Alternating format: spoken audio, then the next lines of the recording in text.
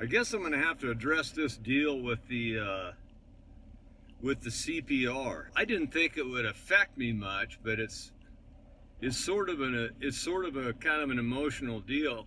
I mean, I don't even like using those words. I mean, the Bible tells us to try to keep emotion out, but we're not robots.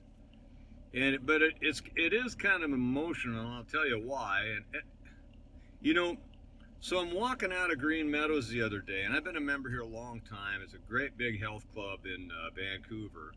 So I'm coming out the door, or I'm headed down the hallway to the front desk, which is about a 150-foot long hallway, and there's a couch on the right-hand side. And I'm looking, you know, just walking along, and I'm looking, and I see there's a guy there face down on it, like, oh, wait a minute, we got a man down. So I go over to him, and I pat him on the back. He's face down on the couch. He's on the far left end of it. He's face down on it. Got both hands behind his back, and one of them's got a cane by it, and the other hand's bleeding.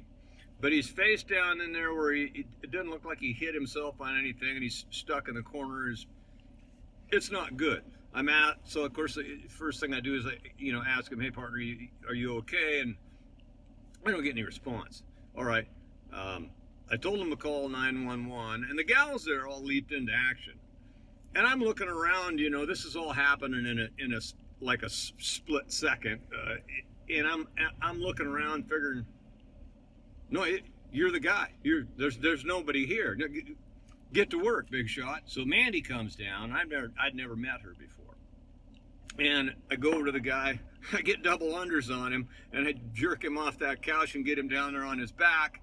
And I started immediately with CPR. I'm doing the compressions, doing the compression. This guy's got these little tiny, he had false teeth, upper plate, lower plate. One's clicking around in there. I reach in there and fish the one out of the bottom of his throat that I thought was going to go down his throat. Okay, I get that. Mandy grabs the other one, throws it on the ground. You know what? I just kept giving him the compressions, and what seemed like a little bit of time went by. They found they had a defibrillator. The fire chief was on the golf course. While all this is going on, they sent somebody out to get the fire chief or the captain off the golf course and a doctor, and also they called 911. So I could only estimate how long I was giving them CPR. 2 minutes, 3 minutes, maybe 4 minutes.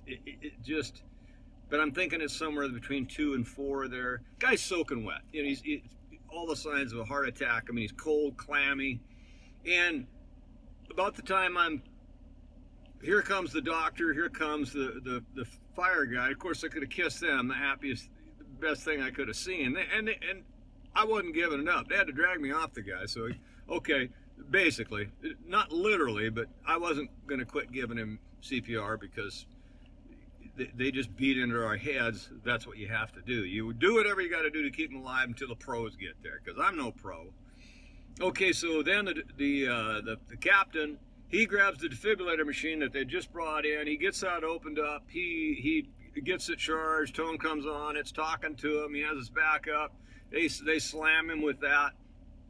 And so, you know, I just left. I mean, I said, okay, well, yeah, no, I did compressions, and I did it right away, and I was telling them, and they said, oh, thank you, and off I went. I just left. What was I gonna do? Okay, so I don't think much of it until a little bit later, and then it started kind of weighing on me. I'm like, well, I wonder if he's okay, and if he's not okay, what did I do wrong? Well, and I'm not worried about me. Is he going to be okay? So, later that night, I mean, I called down there. I said, hey, is he okay? And they said, well, he's at the hospital. He didn't look good when he left, but he was alive, and he went to the hospital. That's good news. So the next day I go down there. I go in and do my workout like normal. And when I'm heading out the door, then the manager's there and one of the head guys, you know, and I'm getting fist bumps, and I'm like, oh wow. So they said, hey, he lived. He didn't have. They did all the tests on him. He didn't have brain damage. He's going to be fine. They're going to keep an eye on him in intensive care for a couple days. So I was happy, and I was happy for him. And then, okay, fast forward to today. Well, another day goes by, and then I started looking up weird stats because it's just weird. I looked up and they said out of 350,000 people that get CPR performed on them by the public, meaning just a guy or a gal that's giving it, 330,000 of them approximately don't make it, die. So I'm going, well, this guy kind of hit the lottery. And where I'm going with that is, I look at it and it ends up coming over here to the Almighty. I mean, he knew what was going to happen. I was the only guy there, and he knew what I was going to do. I didn't know what I was going to do. I've had training for it, extensive training. As a matter of fact, I have a MSHA, Mine Health Safety, approved safety plan on our mine site, which they don't give those out. They take like a year to get, if you even get one approved, and you have to take classes every year. But look at the real cowboys. I mean, the fire department, the cops, the first responders, the doctors, the nurses, they know how to do all this. They know how to do it a hell of a lot better than me. And then I started looking at things, how everything just stacked up and worked. I mean, this guy wasn't leaving the gym like it looked like and what it normally would have been. He just got there. They just checked him in. Of course, he's pointed out the door, and I'm thinking, oh, he must have got done working out. Too much for him. But he had just gotten there. So he hadn't been down long when I spotted him, because other people would have seen it. He's right in the main hallway. And then, how did I know what I was going to do? I knew what to do, but I'm kind of looking around going, boy, I wish there was somebody else here. I'm not really sure. It's messy. His hand's bleeding. I'm digging in his throat for his teeth, and I'm doing compressions, and it's on me. Then I started reading about these guys that get PTSD that give it. My wife wanted me to go see the guy, and I'm like, well, I can't go see him. That's just being... So I don't know where to go with it. You guys that are out there, you first responders, the real studs, they do this every day. A big share of them would probably get salty, like I feel like, but anyway, it worked out.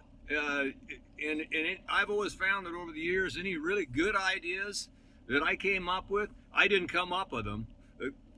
God did, and he knew exactly what I would do. I didn't know what I would do. He did, and then everything stacked up perfect to get this guy through. I mean, who'd have known? I'm giving CPR, boom, here comes the doctor and the captain of the fire department, boom, here comes the first responders. They can shoot him with the whatever they shoot you with, get you on the bed and get you out of there. So what I want to say from there is, I don't want to get you're searching for praise, and I'm not. What I'm searching for is, if you do the right thing, you shouldn't get praise for it. Like we quit drinking. Well, why would they hold a party for you? You're not supposed to. You're not supposed to go through life as an alcoholic. You can be an alcoholic, but stop drinking. Same deal here. Just do the right thing. That was what I was supposed to do. Didn't know if I would, but I did, and it. God bless them. It worked out. I wanted to add on the, while you're giving this CPR, you're not starting the guy's heart. I got him gasping and taking some breaths, but those are the sounds of a dead man. The reason you're doing compressions is because it keeps blood pumping to all the organs and to their brain, and the blood is still carrying enough oxygen to keep those organs from getting ruined and his brain to start dying, or at least die very fast. So that's what you're doing. You're pumping, you're acting as his heart and making the blood go everywhere until they can resuscitate him, which was our next move. But thank God there was the doctor. I might have shocked myself with it. I do know how to work them. They show us all that over and over, but the fact that he didn't have to go without blood servicing his organs and his brain, that's why he was okay. Sometimes people that get this done to them, I looked up also, they have trouble in life later. It's not good for you. So it's we just had everything get blessed for this.